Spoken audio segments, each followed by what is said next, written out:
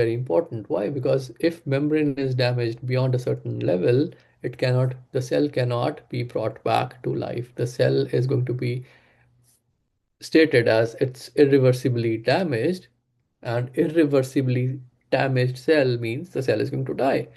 Reversible damage means cells can still be brought back to the normal. Irreversible means the cell is going to die, and this membrane damage may lead to cell death by necrosis, right? So the forms of cell death which we will learn in the next few days are necrosis and apoptosis, right?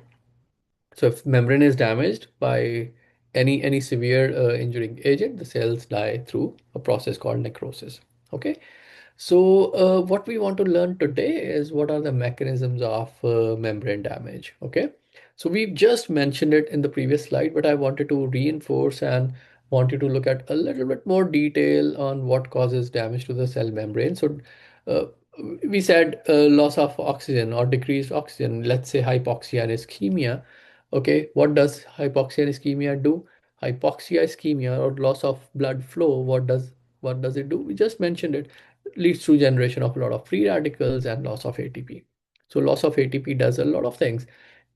Here in this image, if you look at this, loss of ATP because of failure of oxidative phosphorylation in the mitochondria. This cell organelle, by the way, is mitochondria, if you've figured it out, right? So what are mitochondria doing now? Because of this injury, they are producing a lot of free radicals. What do the free radicals do? This is an important MCQ also. Free radicals lead to oxidation of the lipids. Where are the lipids in the cell? Lipids are in the membrane. Cholesterol, like where is it? It's all cell membrane. Cell membrane is all lipid, isn't it? So lipid peroxidation occurs in the cell membrane. So basically, if the membrane lipids are being oxidized now, is the cell membrane going to be disrupted and lost? Yes. So the cell is going to be irreversibly damaged. On the other hand, there is loss of ATP. If there is loss of ATP, in addition to loss of protein synthesis, loss of phospholipid synthesis also happens.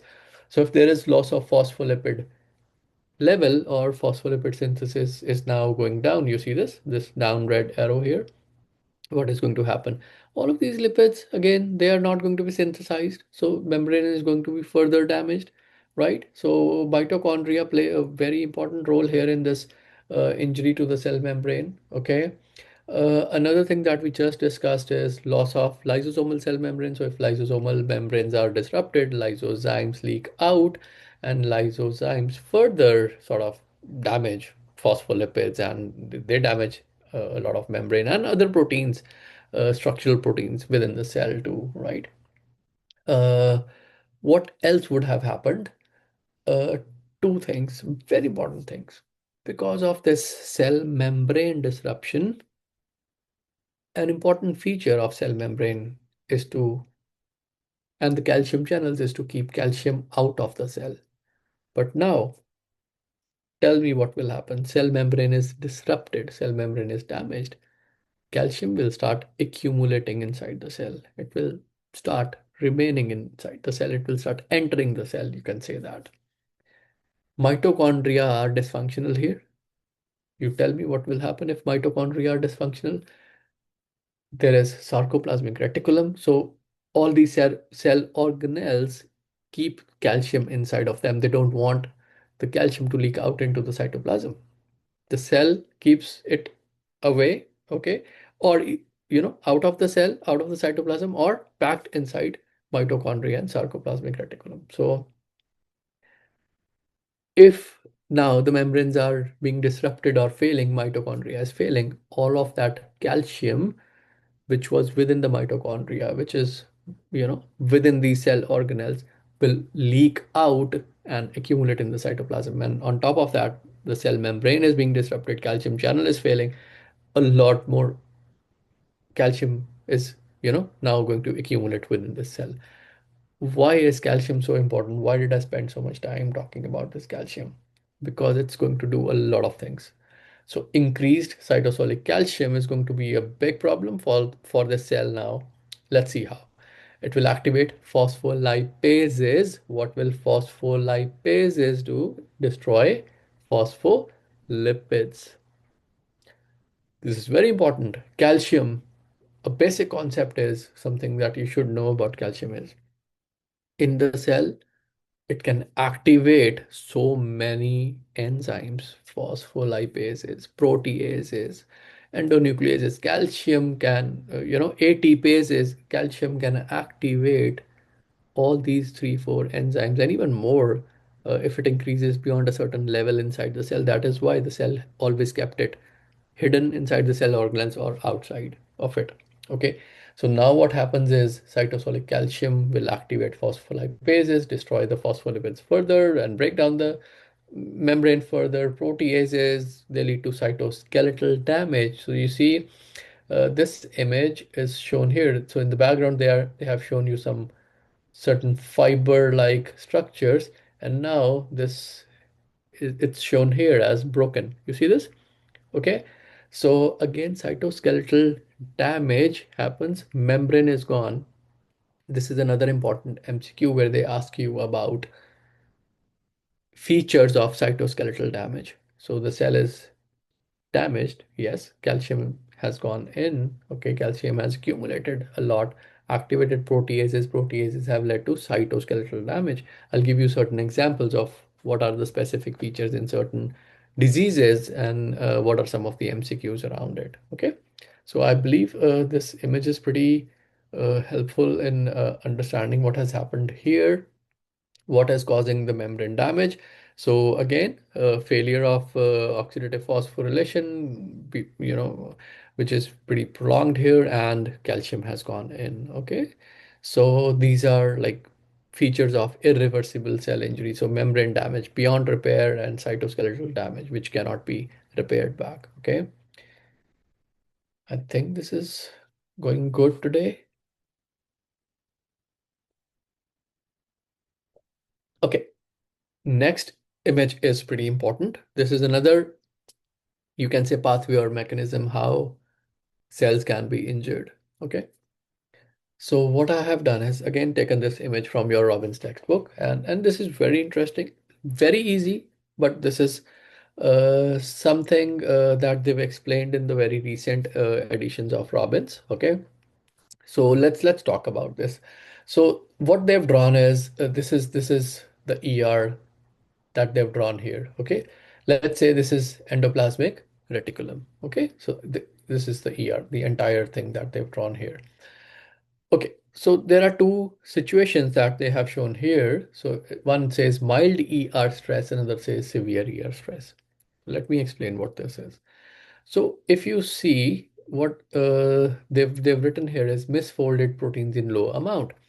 So in case there are misfolded proteins inside the endoplasmic reticulum in lower amount, okay, certain receptors are activated, or you can say certain sensors are activated, okay, which help in increased synthesis of chaperones.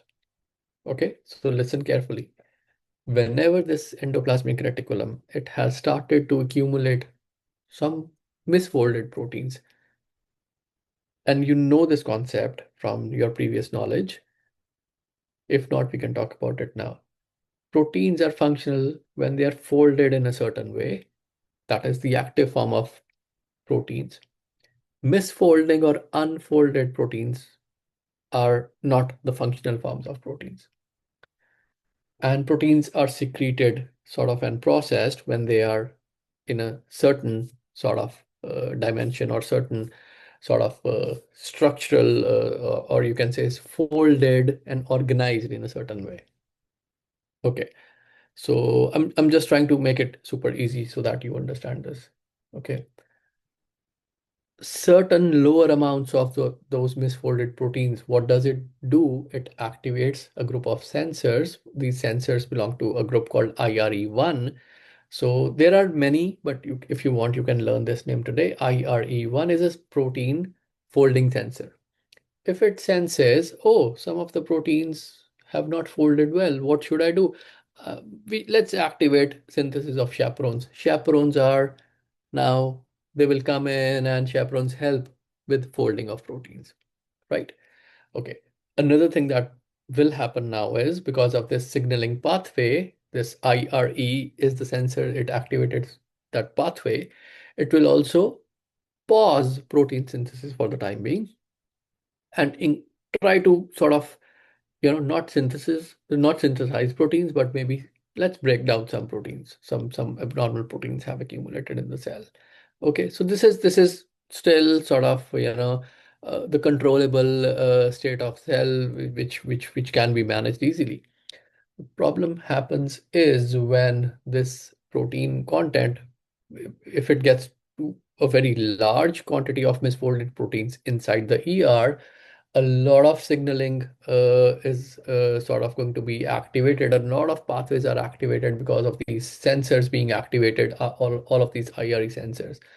When they are activated to a certain extent, they're like very highly super activated.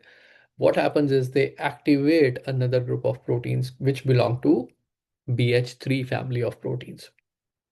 What is BH3 family of proteins? Some of you might know this. BH3 family of proteins belong to another pathway that we will discuss maybe in tomorrow's lecture. So BH3 pathway of proteins can activate a cell death mechanism called apoptosis.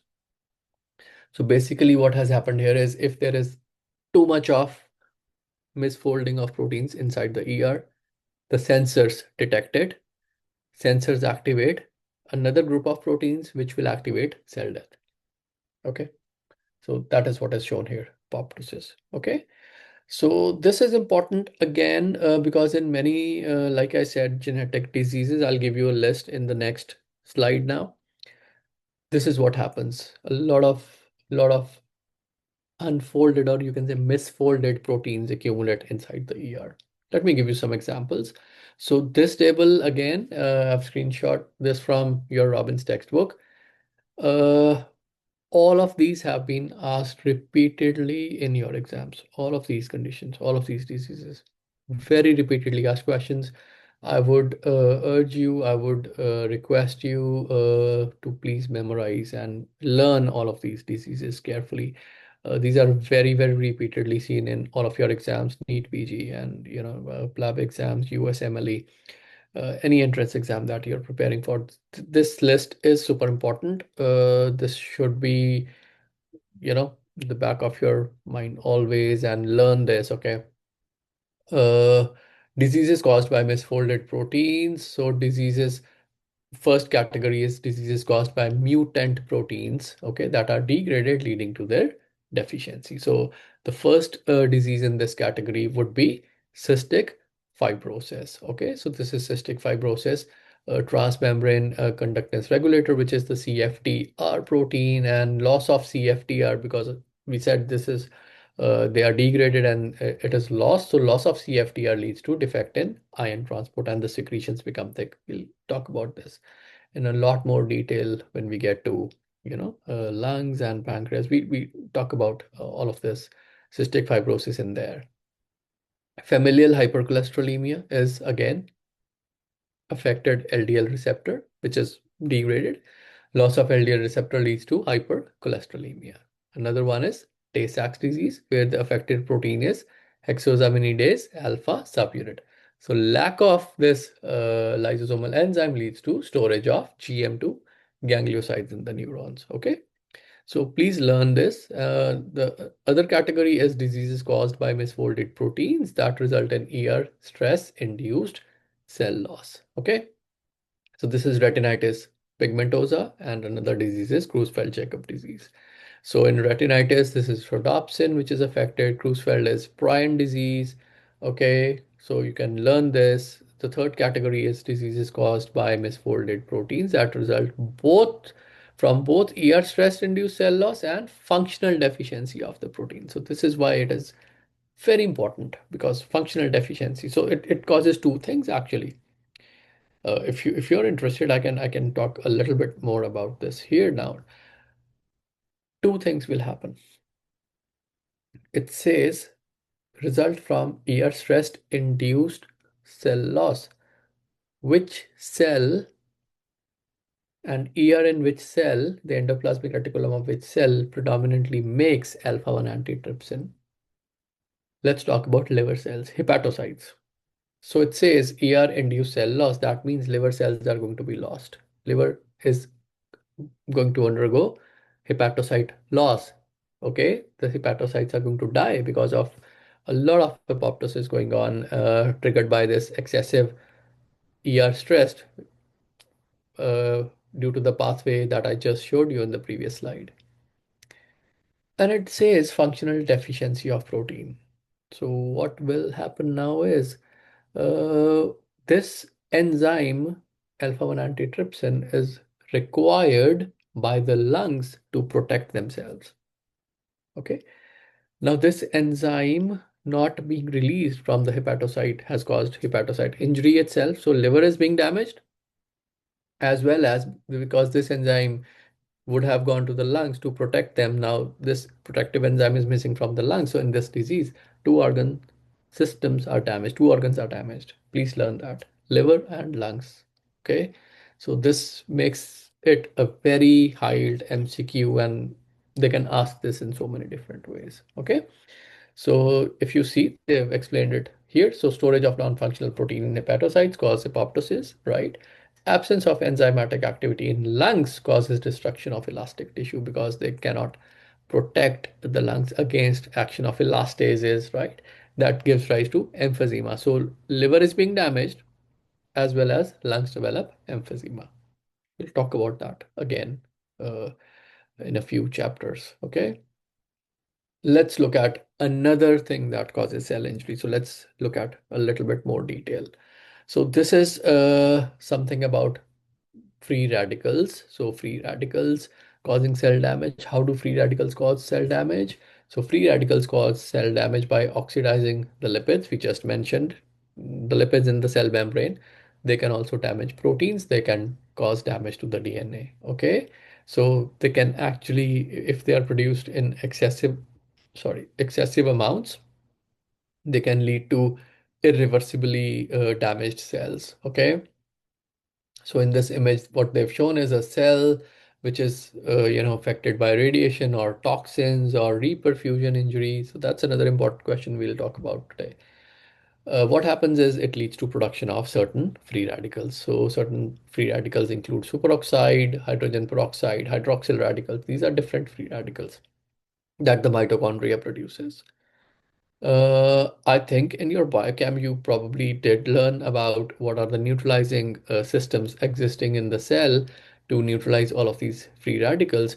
So if you remember, there is one called glutathione peroxidase, another is catalase, okay, superoxide dismutase. All of those enzymes sort of neutralize these free radicals. So I've pulled in this table again from your Robbins textbook to help you sort of learn about free radicals and how are they produced and how are they neutralized. Okay, so free radical number one is superoxide. Then we have hydrogen peroxide, hydroxyl radical, and peroxynitrate. In your exams, they have asked questions around all of these four. So four different questions. Okay, and even in biochem, this is your connect sort of, between biochem and physiology, pathology, right? So superoxide is produced when there is incomplete reduction of oxygen by the mitochondria, or by phagocyte oxidase in leukocytes. So we'll talk about this in the next chapter in inflammation, that neutrophils, they produce NADPH oxidase. So that's this that leads to production of superoxide to kill bacteria. But in this case, what we are talking about is free radicals being produced and damaging the tissue cells. Okay. How is it being removed? So superoxide dismutase, what are the effects? We already talked about damage to proteins, lipids, and DNA. So similarly, hydrogen peroxide is generated by superoxide by the action of superoxide dismutase. Again, this is removed by conversion to water by glutathione peroxidase and catalase. So this can again be useful to destroy microbes, but again can also damage cell components and DNA. Okay. Hydroxyl radical, again, this is produced from water during various chemical reactions. Okay. Conversion to H2O occurs by glutathione peroxidase. So I believe you know this. And again, the same effect on DNA, lipids, and proteins. Peroxynitrite is generated by interaction of superoxide and nitric oxide by nitric oxide synthase, NOS, right? And this is converted to nitrite by enzymes in mitochondria and cytosol. So they've asked all of these questions in different exams. So again, it has direct damaging effects on DNA, proteins, and the lipids. So I would urge you to again recommend that you should learn how each free radical is produced, how they are neutralized, okay, what are the enzymes involved in mechanism of removal here. So glutathione peroxidase, superoxide dismutase, okay, and learn these names, catalase. So please learn these names, okay. I just mentioned one type of injury called reperfusion injury in the previous one. If you go back, you see this reperfusion. So how does reperfusion injury occur? Reperfusion word is also called as no flow reflow injury. Okay, so no flow reflow injury means if there is blood flow that is lost, and then you restore the blood flow. Let's take an example of somebody having blockage in one of the major coronary arteries. Okay. So if there is blockage, there is a clot that has formed in the artery, blood flow has stopped, patient experiences severe chest pain, is not able to sort of breathe, apprehensive, sweating, severe chest pain comes to you. You are the treating doctor in the ER. What will you do? The first goal, of course, is to give painkillers and oxygen and you might want to do an EKG and sort of along with the drug treatment, you might want to see if this is cardiac induced pain, right? So and then you realize, okay, this is of course blockage going on in one of the coronary arteries, right? Probably. So let's do something about it. You might want to dissolve or break down the clot that has formed here. To do that, there are certain drugs which we use to sort of dissolve the clot, and once you do that, it restores the blood flow. Now, blood flow was initially lost, and depending on how much time had passed, if it was more than 30 minutes, so some of the cells would have already started dying, some would have been in the reversible stages, some would have been in irreversible. But let's say some of the cells had already died, some were surviving in the reversible stages. You restore the blood flow, which you should. Restoration of blood flow for initial next few minutes will cause further injury to already damaged, already dying, or already dead cardiac muscle cells. This is very strange. So if we are causing more damage, should we not restore the blood flow? Nobody said that. No, please, we need to restore the blood flow. Whatever little bit more damage is going to occur, we will be able to take care of it through other drugs, and at least let's save the life of the patient first. So basically what happens is why, now the question is why additional injury occurred when you restored the blood flow. So during reoxygenation, when you restored the blood flow, oxygen went back in. Along with that, in the blood, oxygen went back in, right? Neutrophils went back in. Calcium went back in into that injured area. Complement proteins went back there in that injured area. Okay.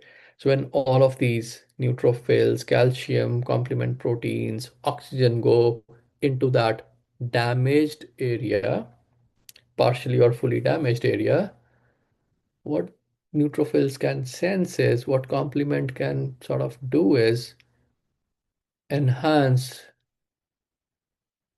the level of activation of neutrophils. Now, neutrophils, when they are activated, they can produce a lot of free radicals. Okay, so neutrophils sensed the tissue macrophages, the resident cells in that tissue, they were already sensing, oh, certain damage has occurred. They would have already started piling up that inflammation process. And on top of that, we put in calcium, more oxygen, more neutrophils, more complement proteins. Everything is going to increase that inflammatory response. So for the very initial, you know, first few minutes, it is going to be a location, that already injured sort of a location, we took an example of the heart. That's going to be an area where more damage is going to happen because of a lot of free radical production. So there is going to be massive amount of free radicals produced in that area. Okay, so it's called reperfusion injury or no flow reflow injury. So no flow, then you restore the flow. So no flow, then reflow injury or reperfusion injury. Okay, and the answer is simply because of massive production of free radicals. Next, I want to talk about, we mentioned cytoskeletal damage because of activation of proteases in the cell. You remember, we just mentioned in the cell, calcium activated phospholipids and proteases damage the cytoskeleton of the cell, right? And I told you, I'll give you some of the examples how they look like when cytoskeletal of a cell is damaged. It appears in specific forms, and this is very interesting because these appearances are this morphological appearances are used in a lot of questions in your MCQs. So the first one is liver cell damage. So what you see here in this picture is like this granular pink type of accumulated substance within the cell. So it clearly isn't within a cell, it's just sort of lying there in the tissue. So these are Mallory bodies. When do you see them? These are seen in alcoholic hepatitis. So alcoholic hepatitis is injury in the liver, injury to the liver cell or injury to the hepatocyte because of alcohol. Okay. So these are evidence of, this is an evidence of cytoskeletal damage within a hepatocyte. Okay, because of course alcohol. So these are what exactly? These are intermediate filaments. These are cytokeratin filaments that accumulate within sort of that space because the cell is dead. So the cell is gone, the cell is dead. Okay, so if they give you this Mallory body, if they mention this, if they give you this information in the question, is the cell alive or is it dead? Make sense? So if you have an evidence of cytoskeletal damage, you can clearly say that it is irreversibly damaged cell, which means the cell is dead. Okay, keep this in mind. So these are features which tell you the cell is gone. Similar to this, another example that I quote here is neurofibrillary tangles in Alzheimer's disease. So microscopically, what you see here is extracellular neuritic plaques containing A beta amyloid. So basically what has happened is A beta amyloid accumulated around the neuron and crushed it or destroyed it. The cell is dead, and you see these neurofibrillary tangles in this picture. This is what is remaining now. Okay, so I mean you can use a silver stain. So these are silver staining neurofibrillary tangles in the neuronal cytoplasm. I would say, I mean, even a better description would be because the cell is dead. If you want to say neuronal cytoplasm, yes, but you might also say that the cell is dead. Yes, correct. So these are all features of irreversibly damaged cells. Okay, interesting.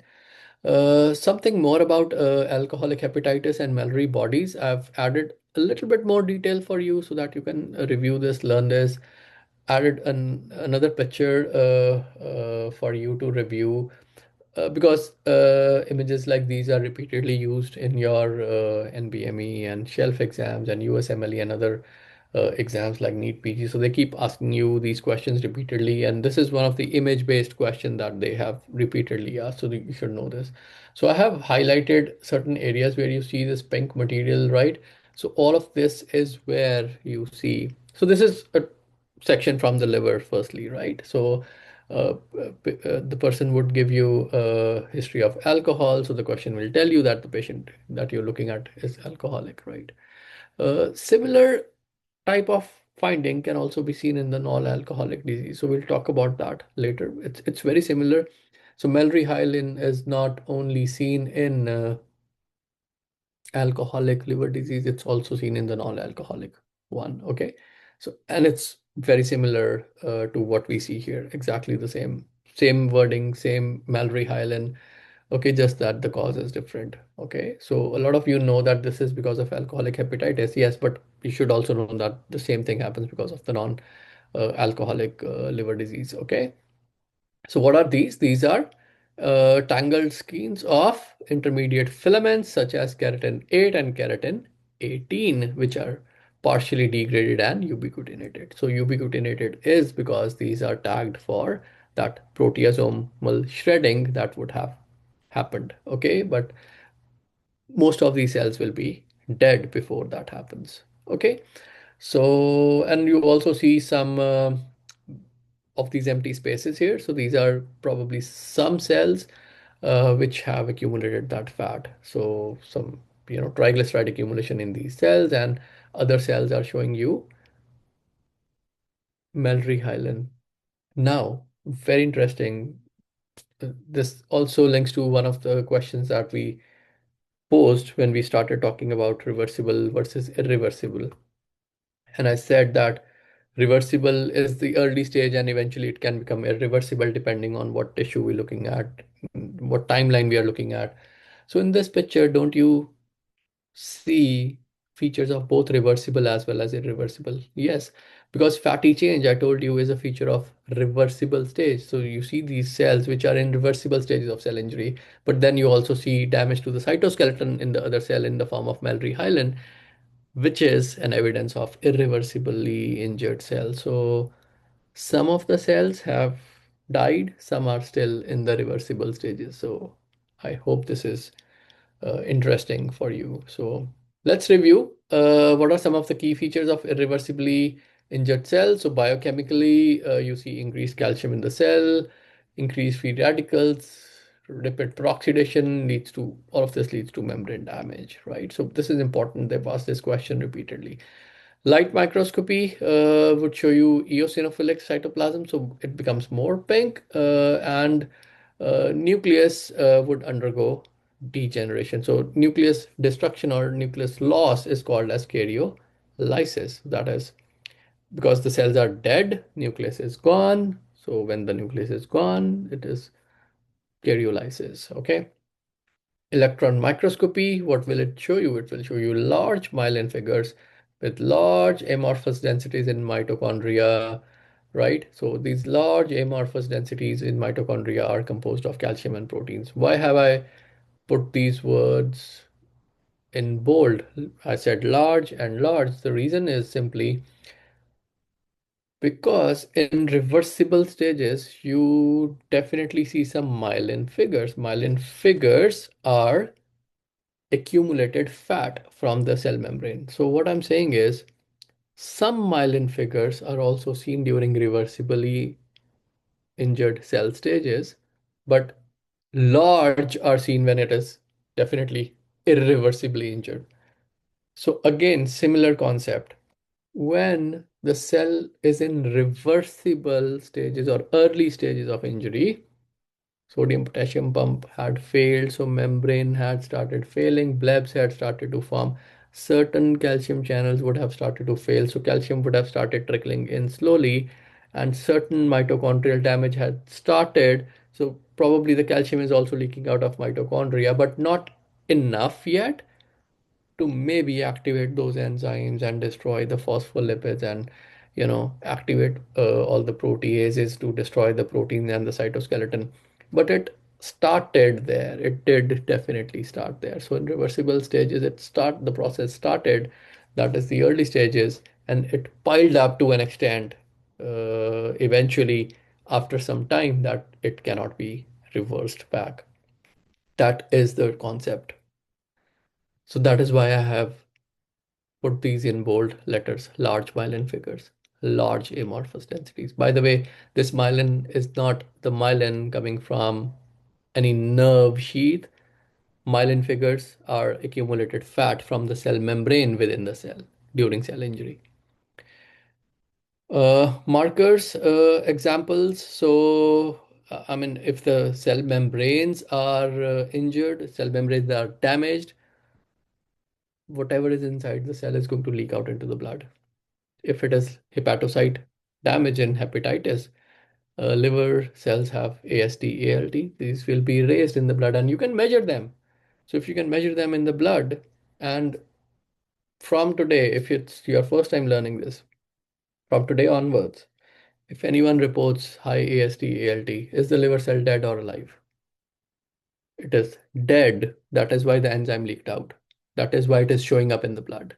Same concept, myocardial infarction. If the cardiac myocyte is dead, CKMB is the enzyme which is supposed to be inside the heart muscle cell. It is going to leak out. LDH leaks out. Troponin leaks out. Acute pancreatitis, lipase and amylase, they leak out. And why are these important? Why do I say these are markers? Because we measure them in the blood to see what is going on.